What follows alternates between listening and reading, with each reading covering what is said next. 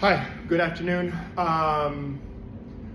Another thing that everybody talks to me about, and this goes to the end of the semester, I believe it's week 9 out of the 10, just before finals, is what brokerage should I go work for, okay? And I'm gonna give you the 4 T's. This is my creation. I did not copy this off of anybody. I did not get this idea from anyone else. This actually is some of the things that I've learned teaching real estate practice principles, finance, income property, stuff like that. And I want you to look at this as a very important presentation, because oftentimes, when you go into an office, you kind of get the idea that where you're going to be successful or not.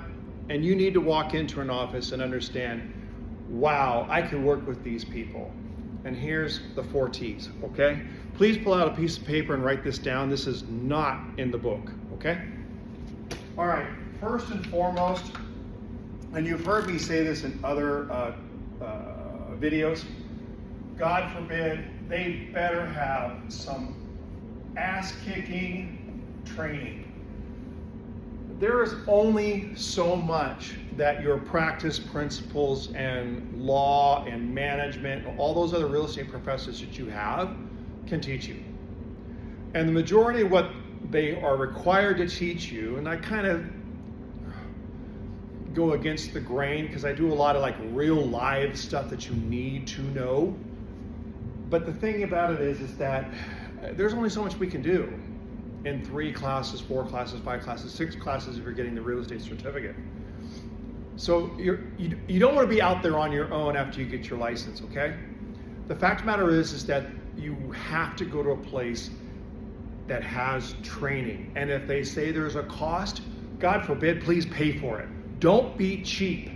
This is an investment in you. You're not investing in everybody else. You're investing in you and developing a business that goes long term. Okay?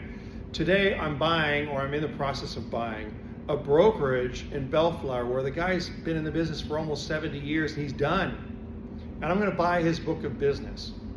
Imagine having that book of business. You've worked 70 years in real estate, you've made quite a bit of money, and you're ready to go. I'm like, I'm done. And you sell it. So this is the idea of selling the business, okay? When you're done. Training. And when I say training, it's not a one-day training. It's a week-long, beat over your head, just like you're here at the university, take home homework, building a business, that kind of thing. 100% training. And besides that, they have ongoing coaching. And what I mean by coaching, it's not like mentoring. I mean somebody in the office that you can either get for free or pay a small fee to, or part of your commissions from your check. That's also negotiable, by the way. They're constantly coaching you, not on how to write a contract, not on how to talk to your clients. This is them sitting there and kicking you until you get off your lazy butt and go out there and make some money. All right, somebody who holds you accountable. Okay? The second T, of course, and I've said this many a time in my videos, technology. If they do not have a technology set up for their entire brokerage, that is included in the charges that they're taking out of your check every month, walk away. The fact of the matter is the technology must include the following: a built-in customer relations management system, CRM. It must incorporate built-in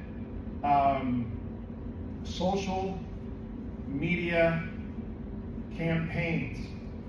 It must have built-in marketing materials such as flyers and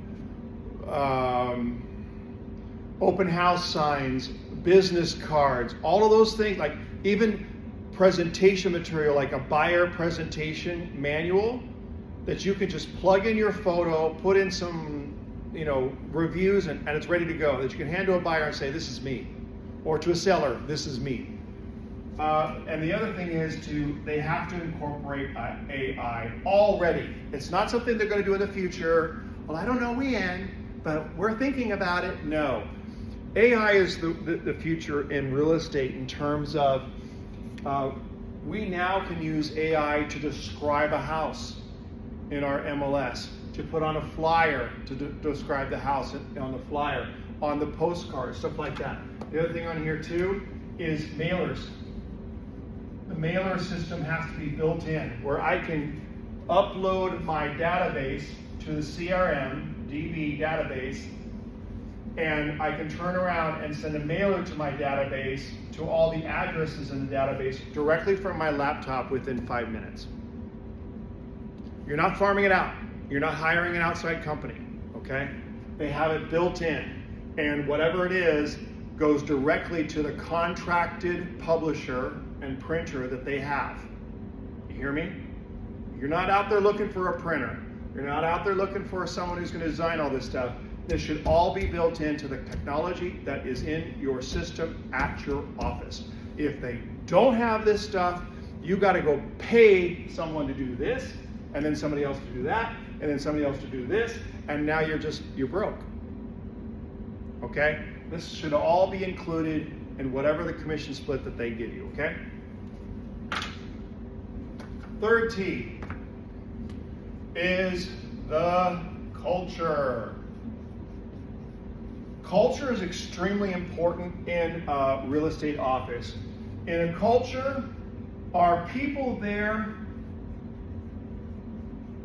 working? Or are they there standing around the coffee machine, drinking all the free coffee, eating free donuts probably, and gossiping about 2 weeks ago, the Super Bowl? All right? Culture, I'm talking that these people are in there supporting you. Oh, wow, welcome, come on in. You know, hey, come sit by me and let's cold call together so that we can get some business for you, okay? Or they're saying, hey, you know what? My child is going to graduate this week from high school. I need someone to cover my open houses. Can you do that for me? You hear that? A culture that is very, very productive to you. All right? They are supporting you. They're lifting you up like this marker, and they're saying, we want you to be successful because your success is our success. If it's a culture where people are going, oh, you got a new listing? Oh, good luck. No. And you can smell it. You can see it. If your sixth sense says to you, I'm not so sure I like this place, listen. There's plenty of other ones you can go to. Plenty of others, okay? If you're desperate and hungry and you really want to learn, trust me, the people in the office and the culture that they have will support you. Now, if you're lazy and you show up 15 minutes late to every damn meeting, or you don't show up at all, or you come in and you're not professionally dressed, or at least business casual at the least into the office, don't expect a whole lot of people helping you out. Remember, it works both ways, okay? I'll tell you, Jim Utterbeck was my first broker. God love him, may he rest in peace. The guy was a legend. And so many people went out and started successful businesses because of him. He would see someone come in inappropriately dressed, and he would publicly humiliate them in front of everybody. And there were 200 agents in the office at a sales meeting sometimes. And you would see someone walk in and they're showing a little bit too much skin, or they're wearing jeans. He let them have it. Why are you bringing the image of the office down like this? Why are you showing up late and disrespecting everybody else here? One of the things, and it's crazy, and he was dead on, one of the typical things people in the general public say about real estate agents, always late. They don't respect my time, they're always late, things like that. And it's 100% true. And I always, even with my students, if they come in late, I just kind of like, oh, it wasn't important enough for you? Okay, just remember that. And then finally, is time. And what I mean by time is, with these 4 T's, I did say 3 T's, and I'm gonna do 4. The fact of the matter is that I want you to work at an office where they're actually gonna give you time. And when I say time, is if you have a question, they're gonna give you time to answer.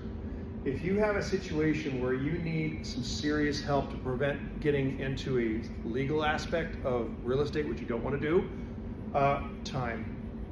You don't want to work for an office where you have to wait 2 days just for somebody to give you an answer that may actually cause you to either make money, lose money, or change your name to defendant, okay, which you never want to do. Training, technology, the culture, and time. Those are your 4 T's, and those are very, very important. Thanks for watching.